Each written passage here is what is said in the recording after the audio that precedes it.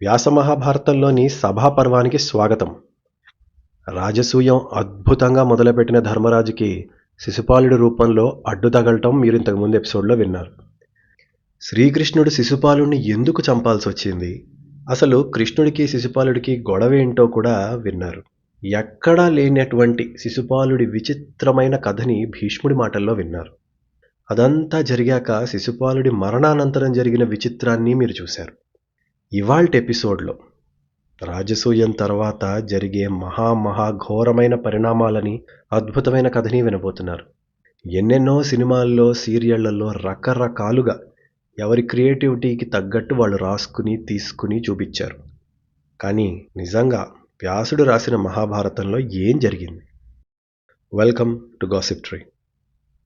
మొత్తానికి రాజసూయం ఒక కొలిక్కొచ్చింది. నిజానికి ధర్మరాజు ఆధిపత్యానికి అక్కడా ఇక్కడ ఏదన్నా సంకోచం ఉండి రాజసూయం మొదలైనా శ్రీకృష్ణుడి శిశుపాలుడి మీద సుదర్శనాన్ని సమస్త రాజసమూహం ముందు వాడటంతో ఇక లేదు. అయితే భక్తి లేదా భయం, దేవతలు, రాక్షసులు, యక్షులు, ఉరగులు, దివ్యమానవులు, విద్యాధరులు, గంధర్వగణాలు, అప్సరసలు, మునులు, ఋషులు, యక్షులు, కిన్నెరులు, కింపురుషులు అందరూ వచ్చి అసలు భరతఖండం మీద లేని జాతి లేదు, లేని రాజు లేడు ఆ రాజసూయంలో. అంత వైభవంగా రాజసూయం ముగిసింది. యాగ కార్యక్రమం అయ్యాక నారదుడు, తుంబురుడు, విశ్వావసువు, చిత్రసేనుడు ఇలా ఎందరో సంగీత విభావరిని చేశారు. ఆ గంధర్వగానంతో అప్సరసలు నాట్యం చేస్తూ అందరినీ అలరించారు. తర్వాత ఆ సాయంత్రం శాస్త్రవేత్తలు, పండితులు, సూతులు ఎన్నో పురాణ కథల్ని చెప్పారు. భీష్మ, ద్రోణ, కౌరవ, యాదవ వంశపు సింహాలు, మత్తగజాల్లాంటి మహావీరులు వచ్చి పనివారిలాగా, సొంతవారిలాగా అన్నీ చక్కగా చేశారు. ఆఖరుగా రాజులిచ్చిన బహుమతులన్నీ కూడా ధర్మరాజు విప్రులకి, బ్రాహ్మణులకి ఇచ్చేశాడు. వ్యాసుల వారైతే 1000 కోట్ల విలువైన బంగారాన్ని ఇచ్చారు అని రాశాడు. అందరినీ పేరు పేరున సత్కరించాక కూడా ధర్మరాజుకి ఇంకా ఏదో చేద్దామని అటు ఇటు కంగారుగా అందరితో మాట్లాడుతూ తిరుగుతుంటే ఆ రాజులు అన్నారు, ధర్మరాజా, అజామీడుని వంశంలో పుట్టినవాడా, చాలా గొప్పగా ఈ యాగాన్ని చేశావు. మేమెవ్వరం కూడా నిజానికి ఇంత గొప్పగా చేయలేము. అలాంటి యాగాన్ని చేసి నీ కోరికలన్నీ తీరే పుణ్యాన్ని సంపాదించావు. ఇక మాకు అనుమతినివ్వు, మేము మా రాజ్యాలకి తిరిగి వెళ్తామని అన్నారు. ధర్మరాజు సరేనని తమ్ముళ్ళని పిలిచాడు. రే నాన్న, ఈ రాజులందరూ మన మీద ప్రీతితో వచ్చారు, తమ రాష్ట్రాలకి వెళ్దాం అనుకుంటున్నారు. భద్రంగా మన పొలిమేర్ల దాకా ఈ ఉత్తములని సాగనంపి రండి అని పురమాయించాడు. ఆ 4 మహావీరులు అలాగేనని చేశారు. అర్జునుడు ద్రుపదుణ్ణి సాగనంపాడు. దృష్టద్యుమ్నుడు విరాటరాజుని, భీముడు భీష్ముణ్ణి, ధృతరాష్ట్రుణ్ణి పంపాడు. సహదేవుడు ద్రోణ, అశ్వత్థామల్ని పంపాడు. నకులుడు శకునిని, ఉపపాండవులు అభిమన్యుని, పార్వతీయ రాజుల్ని పంపారు. అలా ధర్మరాజు మిత్రులు మిగతా రాజుల్ని పంపారు. అందరూ ఎంతో ఆనందంగా, తృప్తిగా వెళ్ళిపోయారు. కృష్ణుడు వచ్చి ధర్మరాజుతో అన్నాడు, కురునందన, నీ అనుజ్ఞనివ్వు, ఇక మేము బయలుదేరతామన్నాడు. మీరు ఒక్క విషయాన్ని వెంటనే నేర్చుకోవచ్చు. మీ మర్యాద ఎన్నో మెట్లు పైకెక్కుతుంది. ఎవరింటికన్నా వెళ్ళినప్పుడు ఇంట్లో పెద్దవాళ్ళు, ముసలివాళ్ళు లోపల కూర్చుని ఉంటారు, వాళ్ళు బయటికి రారు. బయలుదేరే ముందు వాళ్ళ దగ్గరికి వెళ్ళి ఇక మేము వెళ్తామని పర్మిషన్ అడిగినట్లు అడిగి వెళ్ళండి. అసలు వాళ్ళ మనసులో ఎంత దీవించుకుంటారో మిమ్మల్ని చెప్పలేను. ధర్మరాజుని శ్రీకృష్ణుడు ప్రతిసారి ఇక వెళ్ళనా అని పర్మిషన్ అడుగుతాడు. అది మర్యాద. రాజు కృష్ణుడి కంటే పెద్దవాడు, ఎంత దేవుడైనా మర్యాద పాటిస్తున్నాడు ఇక్కడ. సో మనం చేయొచ్చు. People will like you for it. Dharmaraju మరి ఏమంటాడు? కృష్ణ, నువ్వు వెళ్ళవచ్చు అని నేను ఎలా చెప్తాను? ఏ రోజన్నా, ఎప్పుడన్నా నువ్వు లేకుండా నాకు ప్రశాంతంగానూ ఆనందంగానూ ఉంటుందా? నాకేంటి, ఎవ్వరికీ ఉండదు. కృష్ణుడు నవ్వి సరేనని అత్త కుంతిదేవితో అన్నాడు. అత్తా చూడు, నీ కొడుకులు సమస్త రాజ్యాలని పొందారు, సంతోషమేనా అని అడిగాడు. అడిగి ఇక నేను వెళ్ళొస్తాను అని అనుమతి ఇవ్వు అన్నాడు. అలాగే సుభద్రకి, ద్రౌపదికి చెప్పాడు. చెప్తూ అతి కష్టం మీద అంతఃపురం నుండి బయటపడ్డాడు. కృష్ణుడు కదా, ఎవరు వెళ్ళనిస్తారు? బయటపడి అంతా సిద్ధపడ్డాక శ్రీకృష్ణుడు ఆఖరున ధర్మరాజు వైపు చూసి ఇలా రమ్మని సైగ చేశాడు. రాజా, ఎప్పుడూ నీ ప్రజల్ని రక్షించుకో. ప్రాణులు మేఘాలని, పక్షులు మహావృక్షాన్ని, దేవతలు ఇంద్రుని నమ్ముకుని ఎలా ఉంటారో అలాగే నీ ప్రజలు నిన్ను నమ్ముకుని ఉంటారు అని చెప్పి వెళ్ళిపోయాడు. అలా మొత్తానికి అందరూ రాజసూయం నుండి ఇళ్లకు వెళ్ళిపోయారు. అందరూ వెళ్ళిపోయారా? ఇద్దరు వెళ్ళలేదు. దుర్యోధనుడు, శకుని. వాళ్ళిద్దరూ మాత్రం వెళ్ళల. అక్కడ ఏం జరిగింది? మీకు తెలుసు కదా ఏం జరిగిందో. కింద కామెంట్ చేయండి లోపల. అక్కడేం జరిగిందో మీరు రకరకాల సినిమాల్లో చూశారు. కానీ వ్యాసభారతం ప్రకారం ఏం జరిగిందో కాసేపు ఆగి చెప్తాను. ముందు అంతకన్నా పెద్ద విషయాన్ని మాట్లాడుకుందాం. ఎందుకంటే ఇది తెలుగు భారతం లేక ఆంధ్ర మహాభారతంలో లేదు. వ్యాసభారతంలో అంటే ఒరిజినల్ కథలో మాత్రమే చెప్పబడింది. ఈ విషయాన్ని ముందు వినండి. వ్యాసుడు శిష్యులతో కలిసి రాజసూయం పూర్తయిన తర్వాత ధర్మరాజు దగ్గరికి వెళ్ళాడు. ఆయన్ని చూడగానే ధర్మరాజు వెంటనే లేచి తమ్ముళ్లతో సహా వెళ్ళి ఆహ్వానించి కూర్చోపెట్టాడు. వ్యాసుడంటే తాతగారు కదా, భీష్ముడి వయసు వాడు. తాతగారు మనవాళ్లతో అన్నాడు, నాన్న ధర్మరాజా, అతి దుర్లభం రాజసూయం, అందరూ చేయలేరు. నీ తమ్ముడితో కలిసి చాలా బాగా చేసావు. కురువంశాన్ని బాగా వృద్ధి పొందిస్తున్నావు అని మెచ్చుకున్నాడు ముందు. అప్పుడు ధర్మరాజు ఒక ప్రశ్న వేశాడు. అప్పటిదాకా తమ్ముళ్ళకి సైతం తెలియని ఒక విషయాన్ని అడిగాడు. వ్యాసమహానుభావ, నారదముని రాజసూయం చేయమని చెప్పినప్పుడు నాకు ఒక విషయం చెప్పాడు. రాజసూయం చేసేవాడికి తర్వాత కాలం కష్టాలు వస్తాయన్నాడు. అలాగే ప్రకృతిలో కొన్ని ఉత్పాతాలు కనబడుతున్నాయి అన్నాడు. ఉత్పాతాలంటే సంకేతాలు, ఓమెన్స్. అవి 3 రకాలు ఉంటాయని కూడా చెప్పాడు. దివ్యాలు, అంతరిక్షాలు, పార్థివాలు. ఇవి 3 రకాల ఉత్పాతాలు. అంటే చెడ్డ శకునాలు అనుకున్నాం, దుశ్శకునాలు. దివ్యాలు అంటే పిడుగుపాటు లాంటివి, అంటే దేవతల వలన జరిగేవి. అంతరిక్షాలు అంటే గ్యాలక్సీలో జరిగే వాటి వల్ల కనిపించే శకునాలు. పార్థివాలు అంటే పృథ్వీ మీద జరిగేవి, భూకంపం, సునామీ ఇలాంటివి. శిశుపాలుడు అడ్డుపడి యుద్ధం వరకు తీసుకెళ్లాడు కదా, కృష్ణుడేమో అతన్ని సంహరించాడు. దానివల్ల ఇక ఈ ఉత్పాతాల ప్రభావం పోయినట్టేనా? అవి శాంతించాయా అని అడిగాడు. అంటే ఏంటంటే నారదముని ప్రాబ్లమ్స్ వస్తాయన్నాడు. శిశుపాలుడి వల్లే ప్రాబ్లమ్స్, ఎందుకంటే వాడు గొడవ చేశాడు, అక్కడ యుద్ధం జరిగేలాగా వెళ్ళిపోయింది. కాబట్టి ధర్మరాజు ఇదే నారదముని చెప్పిన ప్రాబ్లం అనుకున్నాడు. ఎప్పుడైతే కృష్ణుడు అతన్ని చంపేశాడో ఇంకా అయిపోయినట్టేగా ప్రాబ్లం అని అడిగాడు. ధర్మరాజు మాట విని మౌనంగా ఒక నిమిషం ఆగిన వ్యాసుడు శిష్యుల్ని బయటికి వెళ్ళమన్నాడు. వెళ్ళాక చెప్పాడు. త్రయోదశ సమారాజన్ ఉత్పాతానాం ఫలం మహత్ సర్వక్షత్ర వినాశాయ భవిష్యతి విశాంపతే. యుధిష్ఠిర, 13 ఏళ్ల ఫలితం పొంచి ఉంది. ఇది మహా ఉత్పాతం. 13 ఏళ్ల పాటు దీని ప్రభావం ఉంటుంది. సర్వక్షత్రియ నాశనం జరుగుతుంది. త్వమేకం కారణం కృత్వా కాలేన భరతర్షభ సమేతం పార్థివం క్షత్రం క్షయం యాస్యతి భారత దుర్యోధననాపరాధేన భీమార్జున బలేన చ. ఆయన ఇంకా వివరంలోకి వెళ్తూ అన్నాడు, సమయం వచ్చాక నీ నోటి సంకల్పం వల్ల, దుర్యోధనుడి దోషం వల్ల, భీమార్జునుల శౌర్యము బలము వల్ల భూమి మీద రాజులందరూ కలిసి పరస్పర యుద్ధంలో మరణిస్తారు. ఇంకా అన్నాడు, ఒకనాడు ఉదయం నీకు ఒక కల వస్తుంది.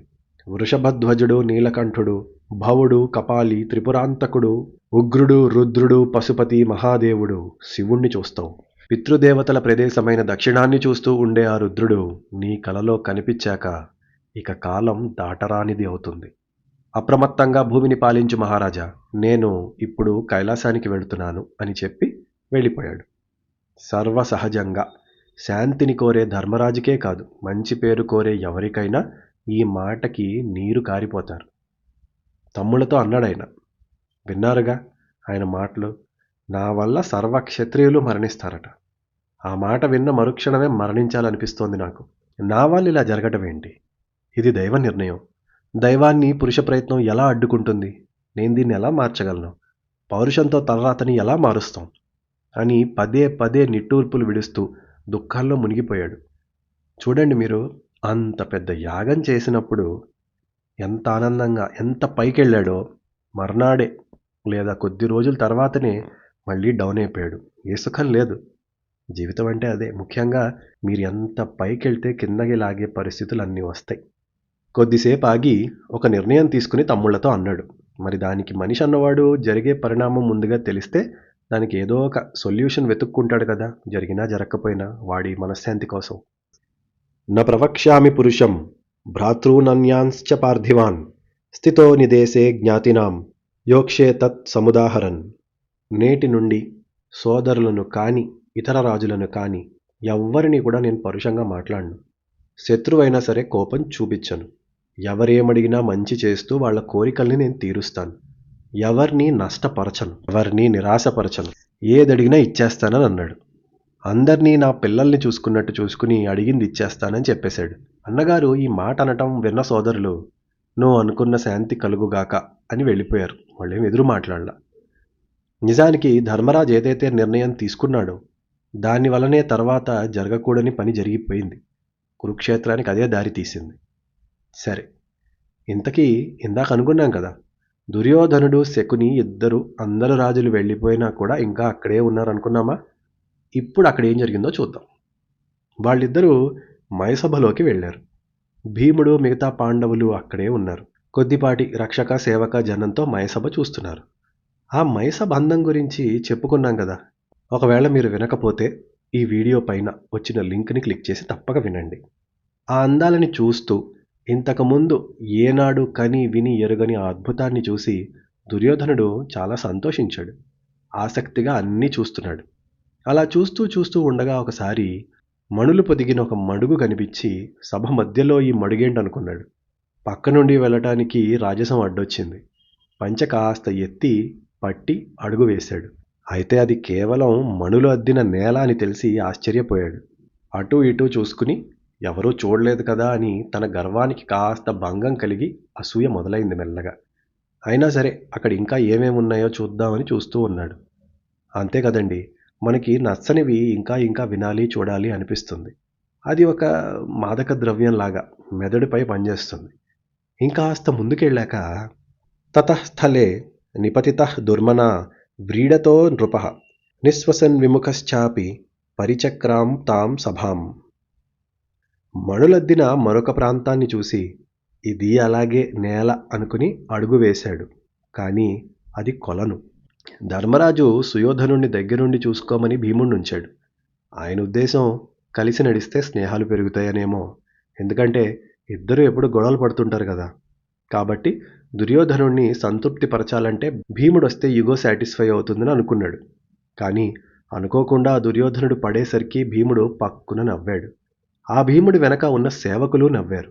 అలాగే వెనకున్న అర్జున నకుల సహదేవులు కూడా చూసి కాస్త నవ్వారు. నవ్వేసి అయ్యయ్యో అలా పడ్డావా అని మంచి బట్టల్ని ఇచ్చారు. ఇది సహజం. అలా ఒకళ్ళు పడినప్పుడు నవ్వకూడదు నిజమే, కానీ ఆ పరిస్థితుల్లో కాస్త నవ్వొచ్చింది. వారి మొహాలని చూడకుండానే ఆ బట్టల్ని తీసుకుని మార్చుకున్నాడు దుర్యోధనుడు. అప్పటికన్నా వెళ్ళిపోవచ్చు కదా. లేదు, ఇంకా చూద్దామనుకుని ముందుకెళ్ళాడు. స్ఫటికలతో కల ద్వారాన్ని ఒకదాన్ని చూశాడు. చూసి అది దారి అనుకుని తల తగిలి కింద పడ్డాడు. అంటే స్ఫటికలు అంటే క్రిస్టల్స్, ట్రాన్స్పరెంట్గా ఉంటాయి కదా, వాటిలతో ఒక ద్వారాన్ని చూశాడు. అవేంటంటే ఆ వెనకున్నవి కనిపిస్తుంది దారి. అది ఓపెన్ అనుకుని వెళ్ళాడు. తలకి తగిలి కింద పడ్డాడు. చిర్రెత్తిపోయింది అతనికి. మళ్ళా ముందుకెళ్ళాడు. మరొక స్ఫటికతో చేసిన ద్వారం అలాగే కనిపించింది. విసుక్కున్నాడు. విసుక్కుని అబ్బా ఇది ఇంకో ద్వారం అని చేతిని విస్సురుగా తోశాడు తలుపు తీసినట్టు. కానీ అక్కడ ఏం లేదు. అది దారి. దాంతో ముందుకి తట్టుకుని పడ్డాడు. ఇంకా ముందుకెళ్ళాక మూడవది అలాంటిది కనిపించింది. ఇక నా వల్ల కాదని, అంటే అయితే గోడ లేదా తలుపు ఇవన్నీ నాకు కాదని అందులోంచి వెళ్లకుండా వెనక్కి తిరిగి వెళ్ళిపోయాడు. అనేక రకాల వంచనలు పొంది దిమ్మ తిరిగిన దుర్యోధన మహారాజు పాండవుల దగ్గర అనుమతి తీసుకుని మనసులో ఎంతో కోపాన్ని అసంతృప్తిని పెట్టుకుని ఉక్రోషంగా హస్తినకి తిరిగి ప్రయాణం అయ్యాడు. ఆ దారిలో ఆ దుర్యోధనుడి అసూయ తలకెక్కి పాండవుల సంపదని సంతోషాన్ని కీర్తిని పొగరుని తలుచుకుని అదృష్టానికి నిప్పులు కక్కుతూ మనసులో రకరకాల ఆలోచనలు చేశాడు. పక్కనున్న శకుని ఏవేవో మాట్లాడుతున్నా మనసంతా అదే ఆలోచనలో ఉండి దుర్యోధనుడు ఏమీ మాట్లాడలేదు. అసలు సమస్త రాజసమూహం పాండవుల్ని కీర్తిస్తుంటే వాళ్ల సంపదని గొప్పలని తలుసుకుని ఏదో ఒక మైకంలో ఉన్నాడు. శకుని గట్టిగా ఊపి దుర్యోధనుణ్ణి పిలిచాడు. ఏంటి సుయోధన, ఏం ఆలోచిస్తున్నావు అని అడిగాడు. తం చ యజ్ఞం తథాభూతం దృష్ట్వా పార్థస్య మాతుల యథాశక్రస్య దేవేషు తథాభూతం మహాద్యుతే అమర్షేణ తు సంపూర్ణః దహ్యమానో దివానిశం శుచిశుక్రాగమే కాలే సుష్యేత్ తోయమివాల్పకం. దుర్యోధనుడు సమాధానమిస్తూ అన్నాడు. ఆ అర్జునుడి అస్త్రప్రతాపం వల్ల దక్కిన ఆ మయసభని చూశావుగా. అతను ధనంజయుడు. ఈ భూమి అంతా యుధిష్ఠిరుడి వశమైంది. అది తలుచుకుని నా మది రగిలిపోతోంది. అంత సభలో శిశుపాలుణ్ణి కృష్ణుడు నరికి వేసినా ఒక్కడు నోరెత్తలేదు. కృష్ణుడి కన్నా అతని వెనకున్న పాండవుల బలాన్ని చూసి ఒక్క రాజు కూడా నోరెత్తలేదు. ఆ యాదవుడు రాజుల ముందు ఇష్టం వచ్చినట్లు చేయటం తప్పు. అయినా చెల్లిపోయింది. మామ, పౌరుషవంతుడెవ్వడూ కూడా శత్రు వృద్ధిని సహించలేడు. నా లోపల అగ్ని నన్ను కాల్చేస్తోంది. మొత్తం రాజులందరూ కప్పాలు కడుతూ ధర్మరాజు కాళ్ల మీద వాళ్ళ కిరీటాలని సమర్పించారు. వాళ్ళ సంపద చూసావా?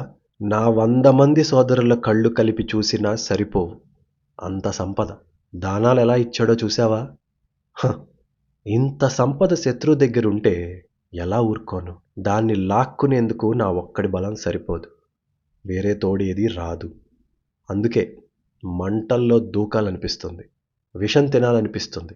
నీటిలో మునుగుతానో ఏం చేస్తానో నేనైతే చచ్చిపోతా.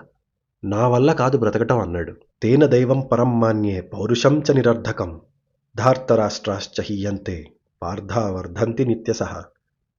పురుష ప్రయత్నం ఏముంది మామ? దైవం గొప్పది. అంత కిందకి పడేసిన ధర్మరాజు ఎంత ఎత్తులోకి వెళ్ళాడో చూడు. ఇక మనం కష్టపడి ఏం లాభం? అంటే వీడేదో కష్టపడి పైకొచ్చినట్టు, వాడు అదృష్టంగా ఉండి పైకి వెళ్ళిపోయినట్టు.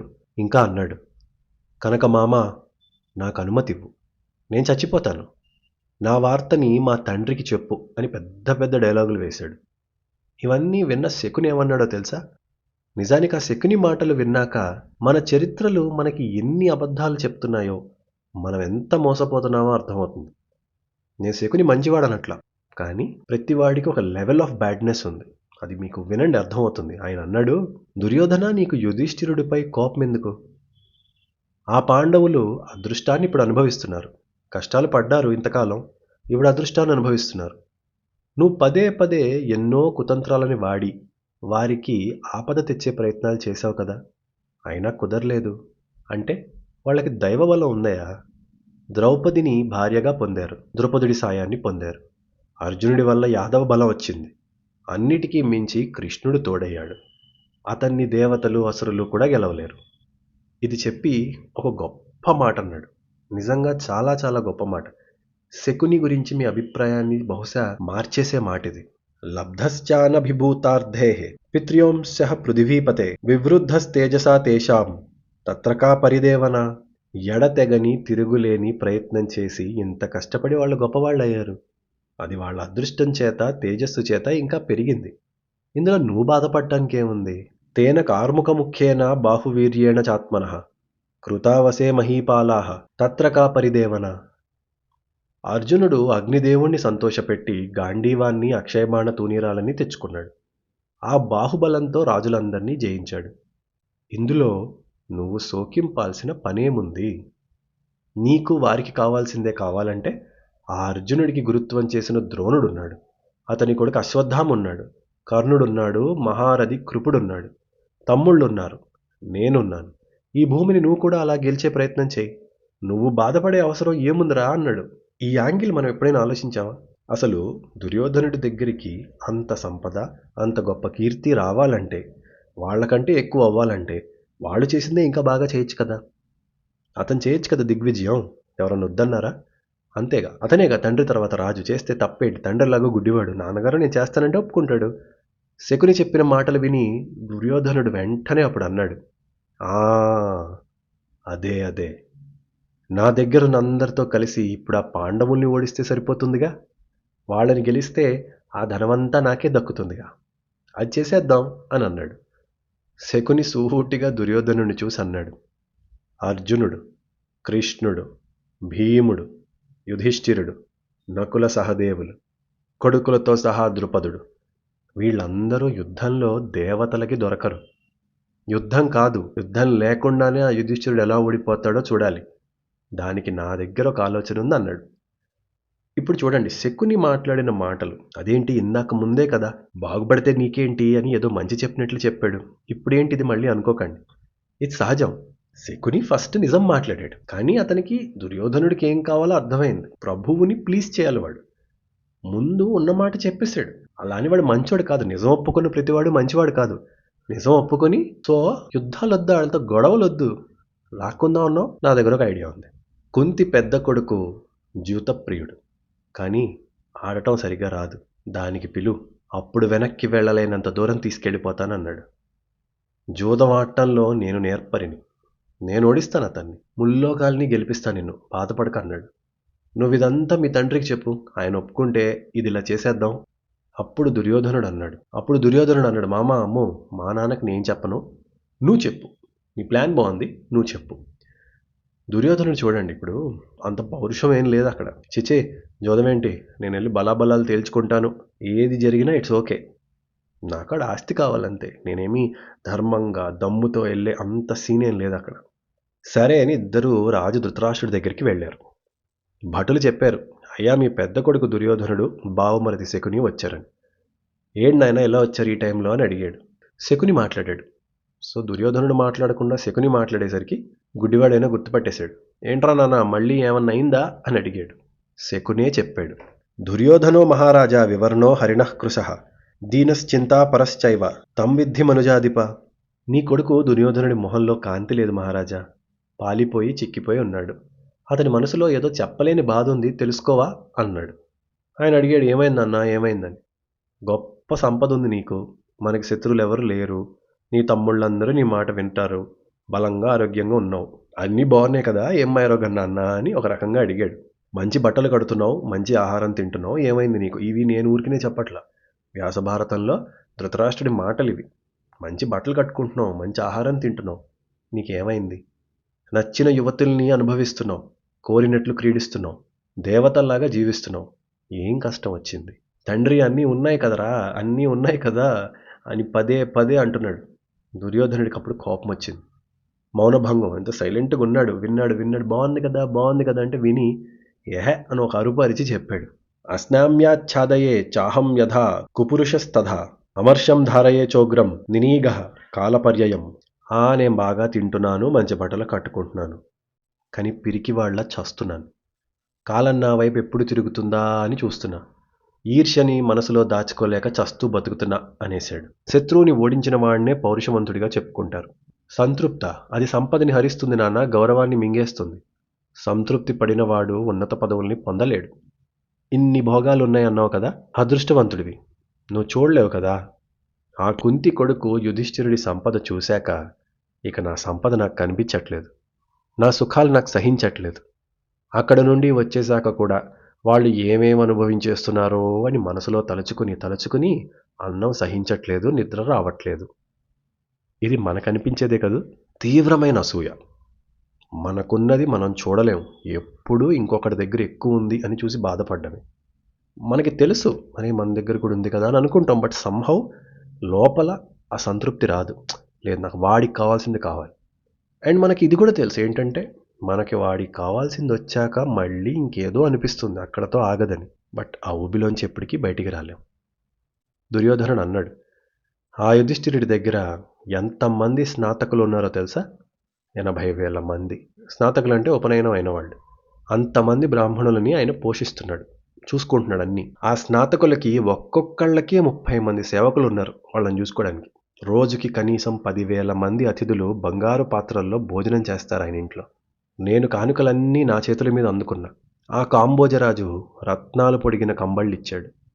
అడవి ఏనుగులు, అడవి గుర్రాలు, గోవులు, 30,000 ఒంటెలు. ఇన్ని కేవలం ఒక్క రాజే ఇచ్చాడు.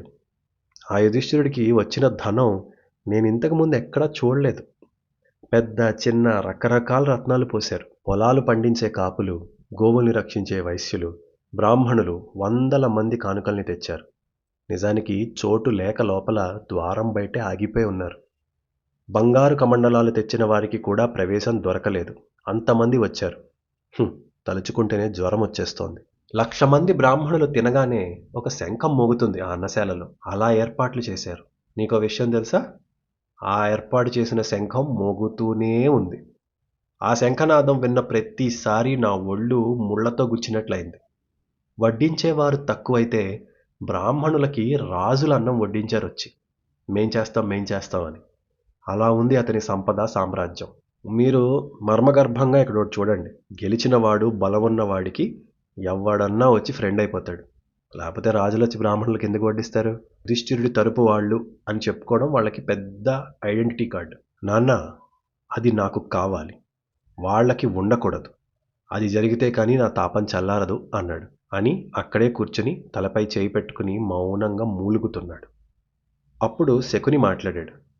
దుర్యోధన, ఆ సంపద నీకు కలగాలంటే నా దగ్గర ఒక ఉపాయం ఉంది అని అతని ద్యూతం గురించి చెప్పాడు. ఇలా మనం జూదం అంటాం, ద్యూతం ప్రకృతి వికృతి. ఆ యుధిష్ఠిరుడు ధర్మాన్ని పాటిస్తాడు. జూతానికి యుద్ధానికి దేనికి పిలిచినా కాదనకుండా వస్తాడు. రాజు రావాలి, అలా చేద్దామని సూచించాడు. దుర్యోధనుడు అవును డాడీ అలా చేద్దాం అన్నాడు. అది విన్న ధృతరాష్ట్రుడు ఆ మాత్రం ఊహించలేడా ఏం పథకం అవుతుందో, ఏం స్కెచ్ చేస్తున్నారో అని. కనుక కొడుకని కాదని చెప్పలేడు. విదురుడు ఏం చెప్తే నేను అది చేస్తానురా, కనుక ముందు విదురుణ్ణి సంప్రదిస్తా అని చెప్పాడు. మహాపాపం మొదలు కాబోతోంది. దుర్యోధనుడి అసూయ తారాస్థాయికి చేరి కూడని ఆలోచనలు చేస్తున్నాడు. శకునిచ్చిన సలహాతో పాండవుల సకల ఐశ్వర్యాన్ని హరిద్దాం అనుకున్నాడా? ఈ ధృతరాష్ట్రుడు ఆ ఐడియా విని విదురునితో ఒక్కసారి మాట్లాడి చెప్తానన్నాడు. ధృతరాష్ట్రుడు అలా అనగానే దుర్యోధనుడు కస్సుమని లేచాడు. విదురుడా? సరే, ఎంతసేపు విదురుడు. అతన్ని అడిగితే నా పని జరగనివ్వడు, నీ మనసు మార్చేస్తాడు. ఇంకా నేను విషం తాగటం మేలు అంతకన్నా, మళ్ళీ వాడి తిట్లు తినాలి నేను. సరే కానీ అయితే నేను నా చావు చేస్తాను, విదురుడితో సుఖంగా ఉండు, నేనేమైపోతే నీకేంటి అన్నాడు. రాజు అన్నాడు, నాయనా దుర్యోధన, విదురుడు మహానుభావుడు, అతను చెప్పింది నేనేం ఊరికే వినను. ఇదంతా నీ మేలుకే అనుకో. ఎందుకంటే విదురుడు బృహస్పతి దగ్గర నీతిశాస్త్రాన్ని నేర్చుకున్నాడు.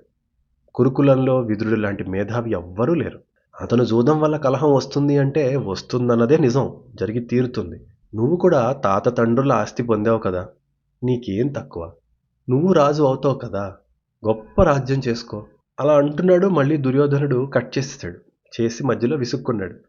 అవన్నీ నాకు సరిపోవు. నాకు ఆ పాండవుల సంపదని చూస్తే నా దగ్గరవి కనిపించవని చెప్పా కదా.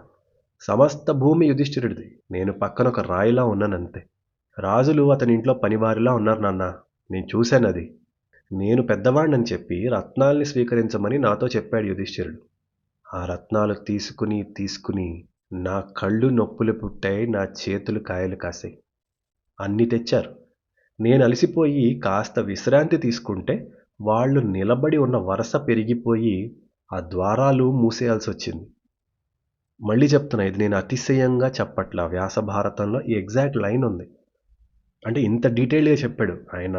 ఆ గిఫ్ట్స్ తీసుకుని చేతులు నొప్పుట ఒక్క నిమిషం అండి బ్రేక్ అంటే ఆ లైన్ పేరుకుపోయింది కదలక ముందుకి. గేటు ఆపేశారు అక్కడ, ఆగండి లోపల లైన్ ఫిల్ అయిపోయిందని. అంతమంది వచ్చి గిఫ్ట్స్ ఇచ్చారు. ఆ మయుడు బిందు సరోవరం నుండి తెచ్చి కట్టాడట. ఆ మణులున్న నీటి మడుగులో నేల అనుకుని పడిపోయా.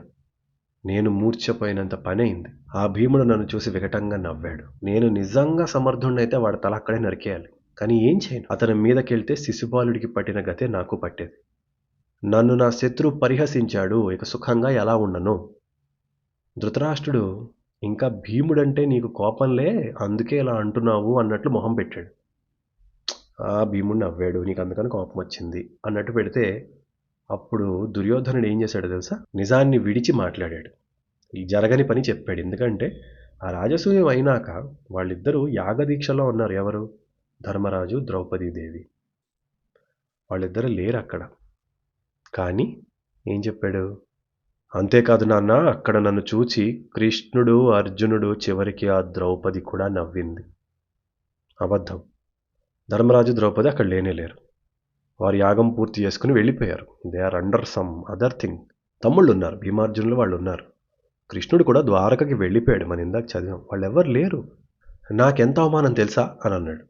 నీటిలో పడిపోతే నాకు వేరే బట్టలు ఇచ్చారు, అది కట్టుకున్నా. ద్వారం లేని చోట ఉన్నట్లుగా, ఉన్న చోట లేనట్లుగా ఉంది అక్కడ. తల పగిలి దిమ్మ తిరిగి కింద పడ్డాను అన్నాడు. ఆ నకుల సహదేవులు చేతులు పట్టుకుని పైకి లేపారు. సహదేవుడు అక్కడి నుండి రారాజా, ఇదిగో రాజద్వారం, చూసుకో, పడిపోకు అన్నట్లు చెప్పాడు. కోపాన్ని మింగేసి వచ్చాను. ఆ భీముడు నన్ను పదే ధృతరాష్ట్రపుత్ర, ఇదిగో ఇటు దారి అన్నాడు. అంటే నువ్వు గుడ్డివాడివి కదా, నీకులాగా నేను గుడ్డివాడిని అన్నట్లు చూశారు. ఇవన్నీ అన్నాడు దుర్యోధనుడు, చెప్పాడు. అందుకే అలా పిలిచారు నన్ను, నీ కొడుకుని కాబట్టి నాకు కూడా కళ్ళు కనబడవు అన్నట్టు వెక్కిరించారు వాళ్ళని. అంటే నాన్నను కూడా రెచ్చగొడుతున్నాడు. అది జరిగిందా జరగలేదా, అది జరగలేదు నిజానికి అక్కడ, చెప్పాడు అలాగా. శత్రువు ధనాన్ని చూసి, ఆస్తిని చూసి ఆశ్చర్యం మాత్రమే కాదు, అది అసలు ఎక్కడిదో అదేంటో పేర్లు కూడా తెలియని అంత రాసులున్నాయి. యూజువల్గా డీటెయిల్స్ తెలుస్తాయి కదా మనకి. దుర్యోధనుడు ఏంటంటే వాళ్ళకి ఎక్కడెక్కడి నుంచి ఎంతెంత సంపదలు వచ్చినాయంటే నాకు వాటి పేర్లు డీటెయిల్స్ కూడా తెలియవు, ఇదేంటి దీని పేరు ఏంటని అడగ, అలాంటి సంపదలు ఉన్నాయి వాళ్ళ దగ్గర. మయుడు అర్జునుడికి ఒక దివ్య శంఖాన్ని ఇచ్చాడు, దేవదత్తమట. బంగారంతో చేసి కాంతితో మెరిసిపోతున్న దాన్ని అర్జునుడు తీసుకున్నాడు. అక్కడ వారు దాన్ని ఒక్కసారి చూపించమంటే తెప్పించాడు. ఆ శంఖాన్ని ఒకసారి పూరించమన్నారు, పూరించాడు. కృష్ణుడు, పాండవులు, దృష్టద్యుమ్నుడు తప్ప అక్కడ ఉన్న అందరూ మూర్ఛపోయారు. మా అందరినీ చూసి వాళ్ళు నవ్వుకున్నారు. రాజులందరూ, అందరూ దుర్యోధనుడితో సహా మిగతా రాజులందరూ ఆ దేవదత్తం పూరించగానే పడిపోయారు. పాండవులు, కృష్ణుడు, దృష్టద్యుమ్నుడు వీళ్ళు ఉన్నారట. వాళ్ళందరూ వీళ్ళని చూసి నవ్వుకున్నారు. ఇంకా ఏ ఏ రాజులు ఏమేమి ఇచ్చారో అన్నీ చెప్పాడు. అసలు అవి ఎన్ని చెప్పినా సరిపోవు. I cannot include them. ఎన్ని పేజీలు ఉన్నాయంటే ఒక్కొక్క రాజు ఏమేమి ఇచ్చాడు. If you look at it, ఆనాటి భరతఖండంలో ఆ రాజ్యం ఏ ప్లేస్లో ఉంది, ఆ ప్లేస్లో ఏది స్పెషల్, అవన్నీ ఆ రిసోర్సెస్ అన్నీ కానుకలుగా వచ్చాయి. సింపుల్గా అర్థం చేసుకోండి. ఇది చరిత్ర, అందుకే ఇన్ని డీటెయిల్స్ ఉన్నాయి. ఏదో పైపైన చెప్పాల, అన్నీ చెప్పారు. సింపుల్గా చెప్తున్నా, సింధురాజు, సౌవీరరాజు, కాశ్మీరరాజు, పాండ్యులు, కేరళ వాళ్ళు, ఇలా అందరి కానుకలు చెప్పబడి ఉన్నాయి ఆ మహాభారతంలో. అవి తెలుసుకోవాలని ఉంటే కింద కామెంట్లో చెప్పండి, వివరంగా ఒక సెపరేట్ ఎపిసోడ్లో చెప్పుకుందాం. ఎందుకంటే ఇట్స్ అ స్పెషల్ టాపిక్ కాబట్టి మీకు వినాలనుంటే చెప్పండి, విడిగా చెప్పుకుందాం. ఇంత చెప్పి దుర్యోధనుడు ఇంక అసలు విచారం అన్నాడు. ఆత్మాహి కృష్ణ పార్థస్య కృష్ణాస్యాత్మా ధనంజయ. అర్జునుడి ఆత్మ కృష్ణుడు, కృష్ణుడి ఆత్మ అర్జునుడు. అర్జునుడు ఏం చెప్పినా కృష్ణుడు చేస్తాడు, కృష్ణుడు ఏం చెప్పినా అర్జునుడు చేస్తాడు. ఆ కృష్ణుడు అర్జునుడి కోసం స్వర్గాన్నన్న తెచ్చిస్తాడు. 14,000 ఏనుగుల్ని ఇచ్చాడు అర్జునుడికి సెపరేట్గా కానుక. అర్జునుడు కృష్ణుడి కోసం ప్రాణాలైనా ఇస్తాడు. వాళ్ళ స్నేహం అందరికీ ఆనందం, నాకు మాత్రం అసూయను కలిగిస్తున్నాయి. వీడి కర్ణుడు ఉన్నాడు కదా, బట్ స్టిల్ వాళ్ళిద్దరిని చూస్తే వీడికి అసూయ.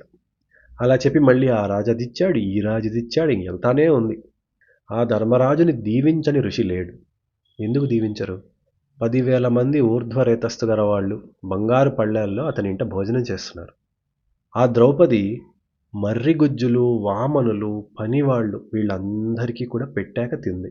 వాళ్ళ మనసుకి ఎంత ప్రీతి చేసిందో తెలుసా? కళ్ళల్లో నీళ్లు నింపుకుని వాళ్ళు దీవించారు ఆవిడ్ని. ఇది మంచి పని కదా. మనకి నచ్చని వాడు మంచి పని చేస్తే మెప్పు పొందితే మనకు అసలు నచ్చదు కదా.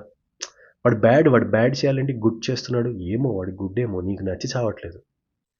సరే, ఇప్పుడు అన్నాడు, యుధిష్ఠిరుడికి కప్పం కట్టని వాళ్ళు ఇద్దరే. బంధుత్వం కారణంగా పాంచాల మహారాజు ద్రుపదుడు, స్నేహం బంధుత్వం కారణంగా యదు వృష్ణి వంశీయులు. మరి వీళ్ళు కట్టట్లేదు కదా. సరే, బట్ అలా చెప్పాడు. అప్పుడు ఈ అసూయతో అసలు మాట పెట్టాడు తీసుకొచ్చి. అంధేనేవ యుగం నద్ధం విపర్యస్తం నరాధిప కనీయాంసో వివర్ధంతే జ్యేష్ఠా హీయంత ఏవచ. దైవం కూడా ఒక గుడ్డివాడు రాసినట్లే తలరాతను రాశాడు. చిన్నవాళ్ళు ఎంత వృద్ధి పొందుతున్నారు, పెద్దవాళ్ళేమో తక్కువైపోతున్నారు. ఎవడు చిన్న అంటే వాడి ఉద్దేశంలో పాండవులు వేస్ట్ ఫెలోస్, బెగ్గర్స్ కదా. పాండురాజు అసలు బతుకుంటే ఎవడు చిన్న చెప్పండి. వాళ్ళు కొవ్వెక్కి ఉన్నది లాక్కోవటం కాకుండా ఈ మాటలు. దుర్యోధనుడి మాటలు వినండి, మనసులో ఉన్నది ఉన్నట్లు కక్కాలే కానీ మన చుట్టూ ఇలాంటి వాళ్ళు ఎందరో ఉంటారు. నేను ఈ కథ చెప్తున్నంతసేపు మీకు వాళ్ళు గుర్తొచ్చారన్న విషయం నాకు తెలుసు. మరొకటి వృద్ధి చూసి పోటీగా మనం పెరుగుదాం అనుకోవటం వేరు, వాడు నాశనం అయిపోవాలి అనుకోవటం వేరు. వాడిని నాశనం చేయటం కోసమే పగలు రాత్రి ఆలోచించటం, అది విలనిజం. అప్పుడు ధృతరాష్ట్రుడు కాస్త బుద్ధి చెప్పే పని చేశాడు. నిజానికి గోబ గుయ్యమని పీకాలి, కాకపోతే గుడ్డి ప్రేమ కదా. ఇలా అన్నాడు, రే నాన్న, యుధిష్ఠిరుడు కపటం తెలియనివాడు. నిన్ను ఏనాడు చూసి అసూయ పడలేదు. మొన్నటిదాకా వాళ్ళకి ఏం లేదు, అప్పుడు నిన్ను చూసి వాడు అసూయ పడలేదు కదా. నువ్వెందుకు వాడిని చూసి ఇలా అంటున్నావు? నీకు అతనికి ఉన్నంత ఐశ్వర్యం ఉంది, అంత బలము ఉంది, శక్తి ఉంది. చెయ్యి నువ్వు కూడా దిగ్విజయం. లేదా యజ్ఞం చేస్తావా? చెయ్యి, ఇప్పుడే పురమాయిస్తా. మన దగ్గర ఏం లేదని నువ్వు అతన్ని చూసి ఏడుస్తున్నావు. ధృతరాష్ట్రుడు అన్నాడు ఈ మాటలు. పక్కవాడి ధనాన్ని లాక్కోవాలనుకోవడం తప్పురా. నీకున్న దాంట్లో ఒక్కో మెట్టు వృద్ధి పొందు. అది గొప్ప కీర్తినిస్తుంది. అలా చెప్పి ఇంత గుడిరాజు ఒక గొప్ప మాట అన్నాడు. విపత్తిష్వ యథో దక్ష నిత్యముత్థానవాన్నరః అప్రమత్తో వినీతాత్మ నిత్యం భద్రాణి పశ్యతి. నిత్యం ప్రయత్నం చేస్తూ ముందుకెళ్దాం అనుకునేవాడు, పొరపాట్లు చేయకుండా జాగ్రత్త పడేవాడు, వినయం కలవాడు, వీళ్ళెప్పుడూ శుభాలను పొందుతారు నాన్న. పాండవులు నీకు బాహువు వంటివారు, నీ బ్రదర్స్. అంత బలమున్న వాళ్ళు నీకు అన్నదమ్ముళ్ళుగా ఉన్నారు. దాన్ని ఉపయోగించుకో, వృద్ధి పొందు. అలా కాకుండా మిత్రద్రోహం దేనికి?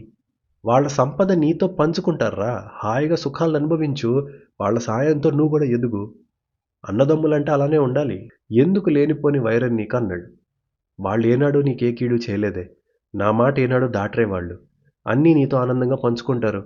ఇలా అంటే చాలా నిజాయితీగా నీతిగా చెప్పాల్సింది చెప్పాడు. ఆయన మనసులో అది ఉందో వేరే ఉందో ఇంకెవడన్నా వింటున్నాడని అన్నాడో డజంట్ మ్యాటర్. ధృతరాష్ట్రుడు ఇలా అన్నాడు. ధృతరాష్ట్రుడి పాత్ర గురించి మనం పాండవులు కౌరవులు అంటే మహాభారతంలో పాత్రల ఒక్కొక్కళ్ళ గురించి విశ్లేషించుకునే ఎపిసోడ్స్లో ధృతరాష్ట్రుడు will be one of the most interesting characters. కాబట్టి అప్పుడు చెప్పుకుందాం. సో ప్రస్తుతానికి ధృతరాష్ట్రుడు మంచి చెప్పే ప్రయత్నం చేస్తున్నాడు. అప్పుడు దుర్యోధనుడు తండ్రిని అనకూడని మాటలు అనేశాడు. స్వయంగా నువ్వేం చేయలేక మరొకడి మీద ఆధారపడి నీ వినికిడి శక్తితో బతికేవాడివి. నువ్వు నన్ను కూడా నీలాగే ఉండమంటున్నావా నాన్న? ఆ విదురుడి మాటలు భలే అప్పచెప్తున్నావు. అర్థమవుతోంది. నువ్వేనా లేక విదురుడు మాయవేషం కట్టాడా?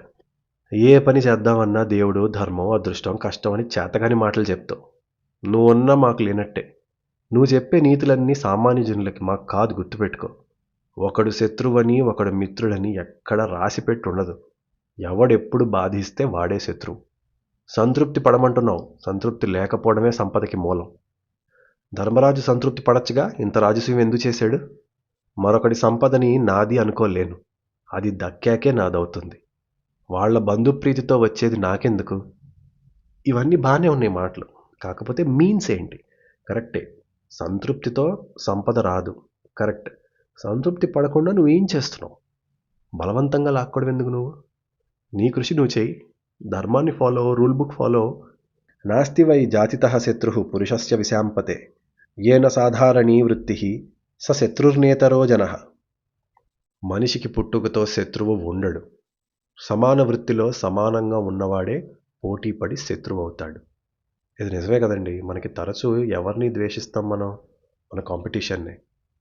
ఇక ద్యూతం ఆడటంలో నీ అభ్యంతరం ఏంటో నాకు అర్థం కావట్లేదు. మన ప్రాచీనులు ఆడిన ఆటే. ఏ దోషమూ లేదు, యుద్ధమూ రాదు. ఈ శకుని మాటకు ఒప్పుకోవని అనుకోకుండానే ఒక మాట అనేశాడు. ఇది మాకు విశిష్టమైన స్వర్గద్వారం తెరిచే ఆలోచన. దీని చేయని. వాడేంటంటే మాకు సంపదలు వస్తాయి అన్నాడు. ఇది మాకు స్వర్గద్వారం తెలిచే ఆలోచన. దానివల్ల యుద్ధం వచ్చింది, పోయాడు. ఇక వాడికి చెప్పి చెప్పి చెప్పి వినక ధృతరాష్ట్రుడు పడలేక ఒప్పుకున్నాడు. ఎవరక్కడ అని అరిచాడు. 1000 స్తంభాలతో 100 ద్వారాలతో విశాలమైన చక్కని సభని కట్టండి, త్వరగా కట్టండి అని ఆదేశించాడు. దేవుడే చూసుకుంటాడు ఇంకా అని 1000 స్తంభాలతో 1 క్రోసు దూరం పొడవున్న మణులతో నిర్మించిన తోరణ స్ఫటికం అన్న పేరు పెట్టిన మణిసభని కట్టించాడు. దాని అసలు పేరు తోరణ స్ఫటికం. అలా కట్టించమని ఆదేశం ఇచ్చాడు. ఇలా చెప్పేశాక సేవకుడిని పరుగు పరుగున వెళ్ళి విదురుణ్ణి తెమ్మన్నాడు. కొడుకు కోసం విదురుణ్ణి అడగకుండానే ధృతరాష్ట్రుడి ముందు నిర్ణయం చేశాడు. కానీ చెప్పాలి కదా, మెయిన్ మినిస్టర్ ఆయన, చీఫ్ మినిస్టర్ విదురుడు. కాబట్టి ఆ పనికి పురమాయించి విదురుణ్ణి పిలవమన్నాడు. పిల్లల మొండి పట్టుకి బలవంతానికి తెలిసి కూడా తప్పులు చేసే తల్లిదండ్రులు వింటున్నారుగా. ఆ వెళ్ళిన వాడు విదురుడికి సభలో జరిగిందంతా చెప్పాడు. వెంటనే విదురుడు పరుగు పరుగునొచ్చాడు. సహజంగానే, మహారాజా, మీ నిర్ణయాన్ని మేము మెచ్చుకోలేం. దీనివల్ల పెద్ద వినాశనం జరుగుతుందనేశాడు. న్యాచురల్. ధృతరాష్ట్రుడు చాలా తేలికగా సమాధానం ఇచ్చాడు. విదురాను చింతించకు. దేవతలు అనుగ్రహిస్తే మన పిల్లలకి గొడవలు రావు. ఇది దైవం చేస్తున్న పని అనుకో. సుహృద్యూధమే జరుగుతుంది. అంటే మంచి మనసుతో ఫ్రెండ్లీ గేమ్ జరుగుతుంది అని తోసిపడేశాడు. నేను, నువ్వు, ద్రోణుడు, భీష్ముడు ఇంతమంది ఉండగా అన్యాయం ఎలా జరగనిస్తాం? నువ్వు ఊరికే భయపడకు, ఏం జరగదు. నువ్వు ఇప్పుడే బయలుదేరి వెళ్ళి ధర్మరాజును ఆహ్వానించు అని చెప్పేశాడు. ఆ పని జరుగుతూ ఉంటుంది. నువ్వు మంచి ముహూర్తం పెట్టి ధర్మరాజును పిలు. నో డిస్కషన్, ఏం చేయాలో చేయనేశాడు. విదురుడు వింటే చెప్పగలడు కానీ అంతకు మించి ఏం చేయగలడు? అలా బయలుదేరి విదురుడు ధర్మరాజు దగ్గరికి చేరాడు. కుబేరుడిలా వెలిగిపోతున్న ధర్మరాజు విదురుణ్ణి ఆహ్వానించాడు. మర్యాదలు చేసి లోపలికి ఎంతో ప్రేమగా తండ్రిని తీసుకెళ్ళాడు. ఆయన కాళ్ళు కడిగి నెత్తిపై నీళ్లు చల్లుకున్నాడు.